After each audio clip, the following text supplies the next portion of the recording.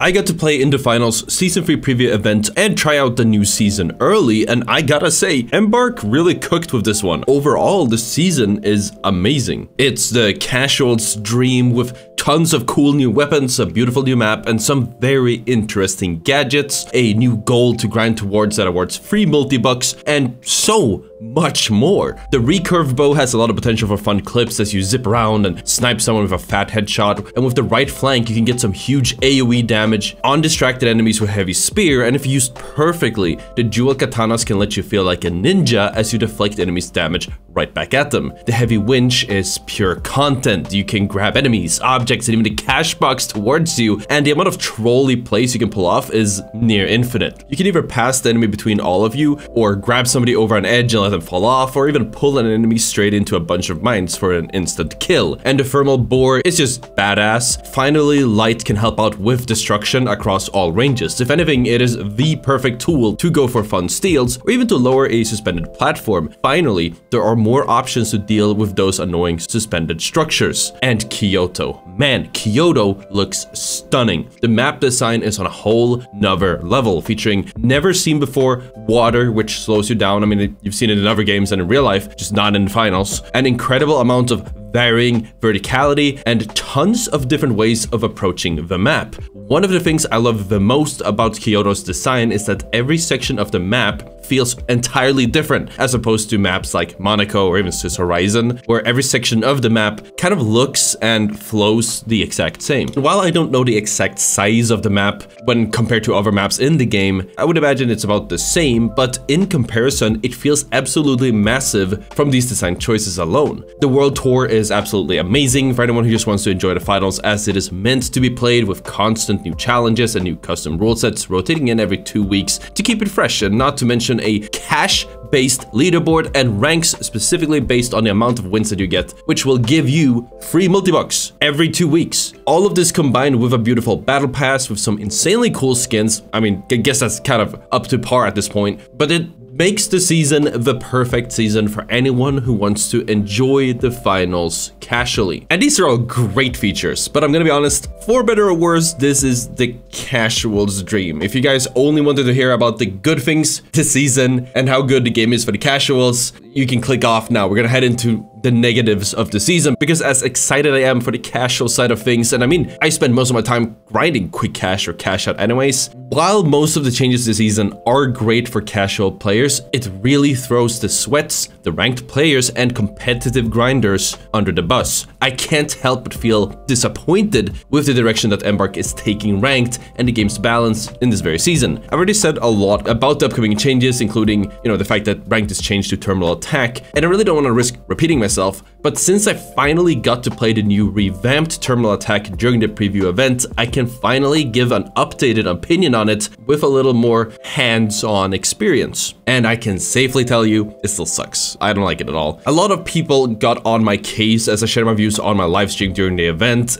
but it's so hard not to feel disappointed. I entered the preview event with a completely open mind, and during the entire first half of the event, which is the casual part, where we played cash out, we just jumped around Kyoto and had a lot of fun, I was having a great time. But the second we swapped to terminal attack, my enjoyment went down the drain. I just did not have fun. There wasn't that much action, and we were kind of just waiting around or running around until something happened. Most of the times, my teammates ended up getting kills before I even saw an enemy, because I was trying to play medium with the katanas or heavy with the spear, get some footage on them, and my teammates were all playing light, and we all kind of just skill diffed every lobby we got into, and nobody really seemed to care. And none of the lobbies actually felt competitive. The one time we got up against a full sweat stack, they were playing a full tryhard composition. They were, I think, calming and doing callouts, but we were still playing like 5 lights. We did not care because we had just been trolling the entire time, and that was also not fun because we got stomped by people who actually knew what they were doing. So overall, it wasn't that fun, but I want to provide something more than just my feelings on the game mode, right? I want to give it a proper, valid reasoning as to why I don't like it, other than the fact that I can safely say that if I would rate the preview event, I would probably put the first half at like a 9 out of 10. We'll get to why that's not a 10 out of 10 later in the video. And the second half, it's like a 1 out of 10, 0 out of 10, -1 out of 10. I was not having a good time. The amount of disdain I need to have for something in order for me to be in a bad mood when I get to play in a limited preview event for an absurd amount of viewers. You guys came in clutch watching that stream. I was so glad everyone came to watch it. Like, you know, there's so many things that normally would just have me feeling elated, but it was so unenjoyable to play Terminal Attack that I just could not actually enjoy what was currently happening in that second half of the stream. I mean, once we jumped into the practice range later, the vibes went up, but Terminal Attack was just not fun. So let me dive into why I don't actually like it, because I had to really think what it is that I don't like about this mode. And there's a few things, but there's one key thing. One of the main issues is not necessarily the game's own balance, though that obviously will make a difference, but most specifically, the maps in the finals are not designed with Terminal Attack in mind. I've seen people say this a lot, but it didn't really click until recently. And while Kyoto is a really cool map with a lot of cool side paths, verticality, and sneaky angles, it makes playing a mode where taking any chip damage means you will lose any trade down the road a massive headache. There are going to be tens, if not hundreds of angles that you can get shot from, and no matter what you do, you'll get significantly chipped before you even can begin to shoot back. Pushing some of the points, some of the terminals like the shrine on the low ground, or even worse, pushing inside of that bamboo forest is a huge pain as well. While it looks good, there are a lot of visual obstructions that make target acquisition so difficult, but even worse, you're kind of railroaded to small paths which make you a very easy target from any of those hundreds of angles. I'll give it a benefit of a doubt. Odds are this will be less of a pain once we learn the map more, but I do doubt it because other maps like Monaco, which I have played plenty of, suffer from the same issue. There's just too many ways in which you can get picked from or take damage from, and it's easy for either the attackers or the defenders to use the way too big of a map to make a massive flanking rotation and shoot you in the back when you least expect it, because why the hell are they behind you when they're supposed to be in front of you? The maps are too big with way too many angles at all times. And since it is a slow game mode, most enemies play slow while holding these weird angles, which means you can't expect where they will be holding from, and odds are you'll have a hard time spotting them before it's too late. The only map I think really works for Terminal Attack, and honestly might even still be kind of a stretch, will be Scissor Horizon, the first map that Terminal Attack came out for. Its design is very simple, and the map is mostly split into very clear lanes and sections, which makes it a lot easier to keep track of what's happening on both a micro and macro scale. There are rarely any huge flanks or weird rotations thanks to the aforementioned lanes. Funny enough, despite people hating on it as a whole, Scissor Horizon, while not perfect, is the closest to the tactical shooter style maps you will see in other games like in Counter-Strike or Valorant, you know, games that Terminal Attack tries to emulate. In my opinion, it is the best Terminal Attack experience, and that is just one out of the many maps that are available, and the rest are just way too big with way too much clutter to begin with. I can't help but feel that Embark missed a golden opportunity to use the same invisible walls that stop us at the start of the game to carve out smaller, more manageable mini maps, if you will, that fit every terminal that we need to attack and defend. I mean, they already sort of did that the way they carved out the map when you have to defend and go set up. They could have chosen the terminal spots, the spawns, and then cut the map in ways where you naturally have a reasonable amount of paths or lanes between every point, and then sort of a mid or connector. In most tactical shooters, every map will have 3 lanes, with the occasional connector or flank route in between. Now, obviously, you have destruction and so many more movement abilities in the finals that complicates things, but I still believe that this will make the maps flow so much better and make for a more competitive and at least reasonably predictable experience. I do have more complaints about the mode in general, but before I get to experience the game in a real sweaty environment, that being in an actual ranked lobby, it will be hard to pinpoint what other things need changing in order to make it more enjoyable or even more competitive, which in my case usually goes hand in hand. Because at the end of the day, all my complaints about the mode have been from my experience playing it casually, both in the current Season 2 Terminal Attack as well as in the preview event, where nobody except that one team at the very end really cared about the outcome of the game, and when we run into a team that did care,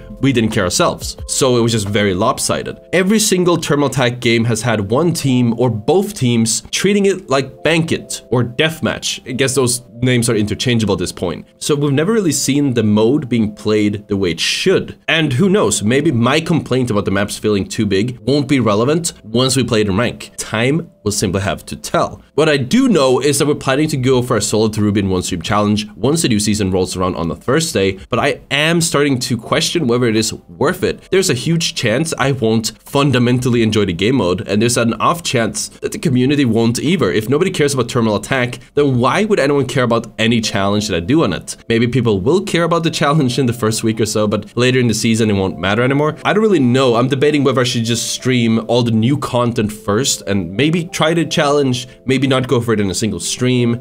I don't know. I'm curious to hear what you guys think in the comments so we can decide on what to do when Thursday rolls around. But anyways, while we're doing all the negatives, I also want to add that other than terminal attack, I am a little bit disappointed with the addition of the new weapons and gadgets this time around. I mean, the thermal bore for light is pretty cool and unique. I will give them that, but as for the rest, other than them being kind of fun for the casual side, as a ranked grinder or competitive player, I am not happy. And that's because this is the second season in a row where Embark adds new weapons that are painfully mid. Both the spear and the dual katanas are really cool for casuals and casual experience. But when you compare them to most other weapons in the game, I have such a hard time seeing where they hold up. Like, they're melee weapons, but they're not good enough where throwing away your ability to deal damage over range is worth it. I'd even argue that in a lot of ways, they're not even better than the current existing melee counterparts that you have in Season 2. The bow also sort of suffers from the same issue of just being outclassed by the existing weapons. You are kind of slowed down when drawing the bow, as I understand it. You have to draw it all the way back to deal good chunks of damage, which makes you an easy target, all while you need to juggle and calculate the projectile curve and travel time just to hit shots. But if you manage to do all of this, you're only rewarded with 120 damage per shot. If you hit a headshot, that's only 175 damage per crit. When somebody told me this, I thought they were kidding, but no, it only deals 175 damage per headshot. It's not worth it. I mean, if you hit a headshot with a sniper or revolver, which has a 2x modifier, and in the case of the sniper, it's way easier to hit because it's hit scan, and so you can do it across all ranges. With a scope, a headshot will always deal 230. So over longer ranges, I'd rather run a sniper, which deals 115 damage per body shot, is hit scan, and comes with a scope. And on closer ranges, I'd rather run almost anything else. But if you would compare a projectile weapon, something that's closer to how the bow will handle, the throwing knives are also projectile based. They also have infinite ammo like the bow does, but they have a way faster time to kill, like significantly faster time to kill. And you can keep sprinting and jumping around like a madman while tossing knives at your enemies. I just can't help but feeling like the bow, like the melee weapons, while cool concepts, and yeah, you can do cool things with them, they're just too painfully mid to actually be worth it. And what sucks even more is that it reminds me of Season 2 with the FAMAS, the 93R, and the KS-33. These were also new weapons in Season 2, and they were also at the bottom of the tier lists. I also want to throw the big middle finger to the new heavy specialization this season, that being the Winch Claw. This thing lets you grab any enemy that you want, apparently through shields, according to my teammates in some sources, and pull them towards you. I didn't get to test it, but I got to experience it firsthand quite a lot, and let me tell you, it is not fun getting stunned, dragged into an enemy against your will,